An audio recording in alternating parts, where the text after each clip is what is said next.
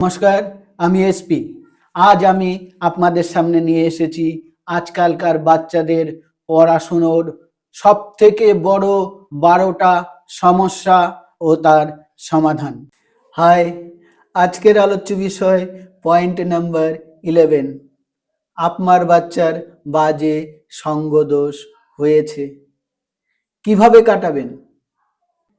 এই পয়েন্টটা বাদ দিয়ে বাকি 11টা পয়েন্ট যদি ঠিকঠাক বাচ্চার উপরে অ্যাপ্লাই করতে পারেন, তাহলে বাচ্চার পড়াশুনোর প্রতি ইন্টারেস্ট গ্রো হলে বাজে সঙ্গদোষ খানিকটা কাটবে। মারধর করে, চেঁচামেচি করে এটা আপনারা কাটাতে পারবেন না। এর জন্য বাচ্চাকে পর্যাপ্ত সময় দিতে হবে। বাচ্চার সাথে বাচ্চার বন্ধু হয়ে যেতে হবে, বাচ্চার সাথে আড্ডা মারতে হবে, বাচ্চার সাথে খোলামেলা আলোচনা করতে হবে। বাচ্চা যেন বুঝে আমার বাবা হলো আমার বেস্ট ফ্রেন্ড, আমার মা হলো আমার বেস্ট ফ্রেন্ড। বাচ্চার সাথে সব কিছু আলোচনা করুন, কিচ্ছু লুকাবেন না।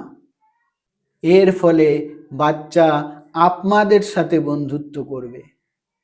সেই সকল বাচ্চারা বাজে সঙ্গ দোষে ভোগে যারা বাবা মায়ের থেকে দূরে চলে যায়, যারা বাবা মায়ের সাথে বন্ধুত্ব করতে পারে না, তারা বাজে সঙ্গ দোষে আবদ্ধ হয়।